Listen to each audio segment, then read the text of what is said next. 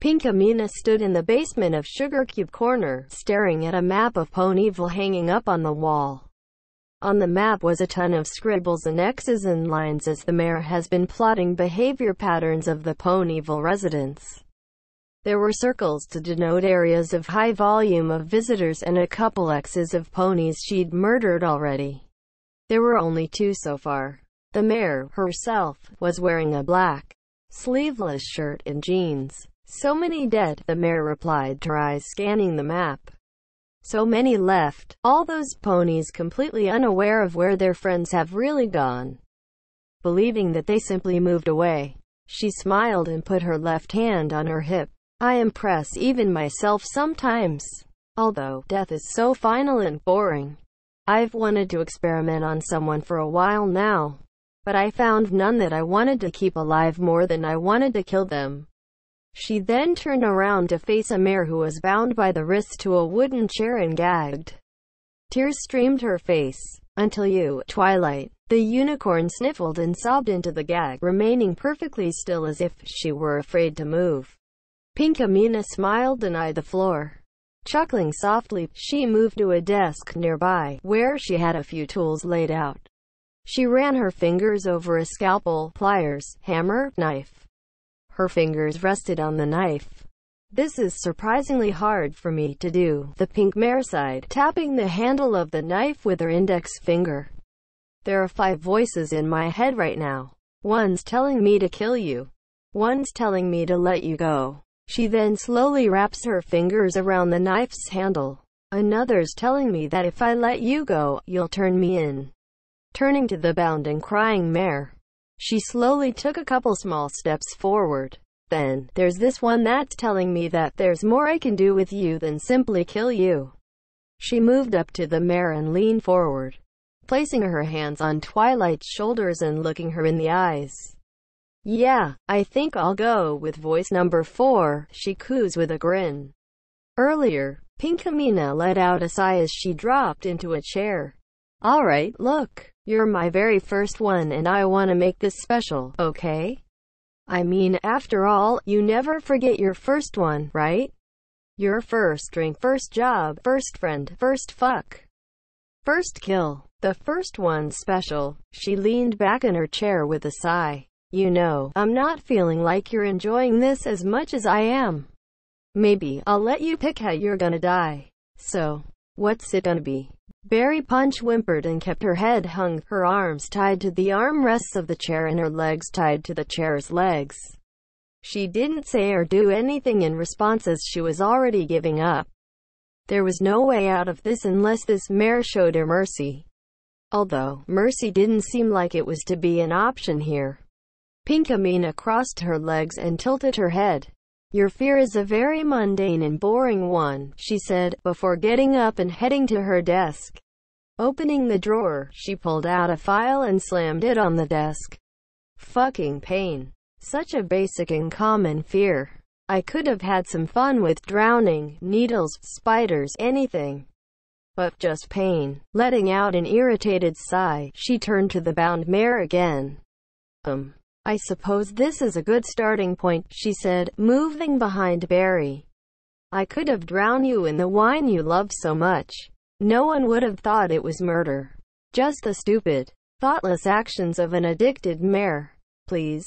Barry whimpers. "Holy shit, it talks," the pink mare cooed, leaning in so her mouth was by the mare's left ear.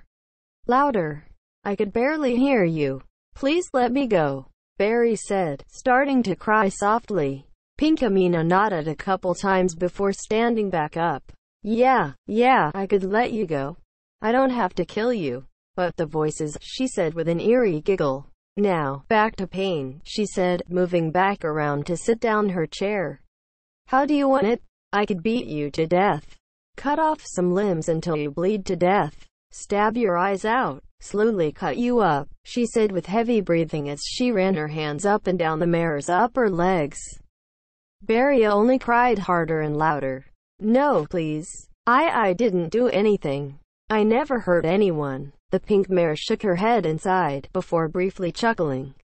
"You think I'm being your judge, jury, and executioner? Oh, Barry, I'm just doing this for the fun of it. She then quickly stood up and punched the mare across the face. Barry let out a yelp before sobbing harder, more tears streaming her face. Stop please. Don't tell me what to do, the pink mare said, before socking Barry directly in the mouth.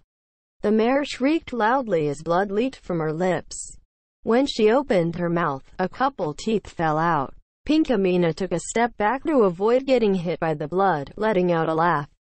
Oh, fuck, she exclaimed joyfully. Stronger than I thought. She then turned and went back to her desk examining her tools.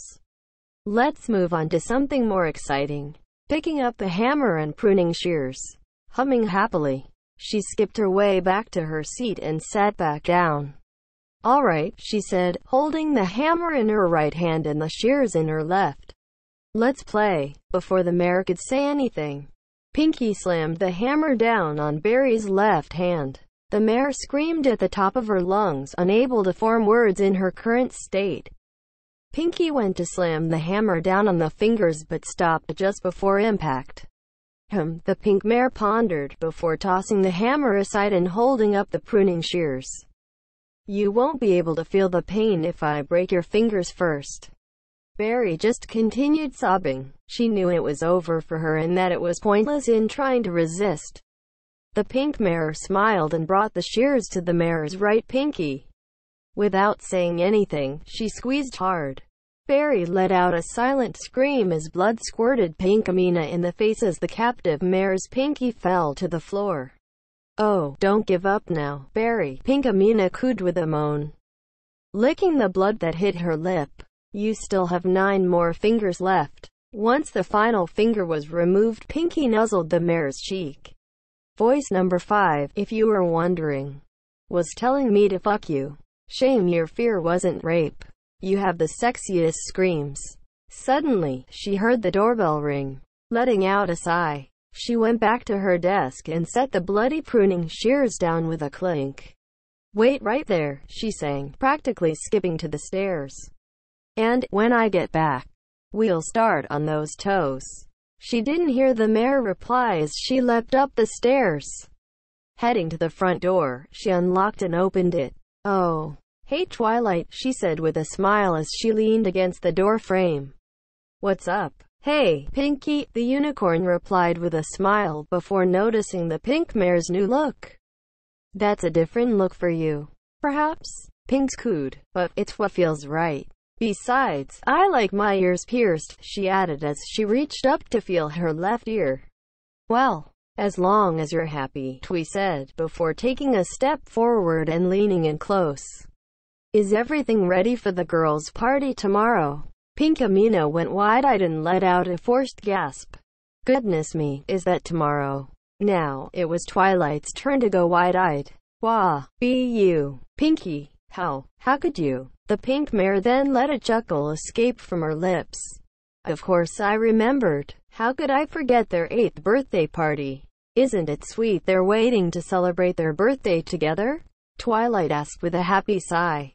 Apple Blooms was last month and Sweeties was last week. I know, Pinky replied with a smile. Just don't worry. I have everything set. Twilight nodded. Okay, well, I'll just go, then.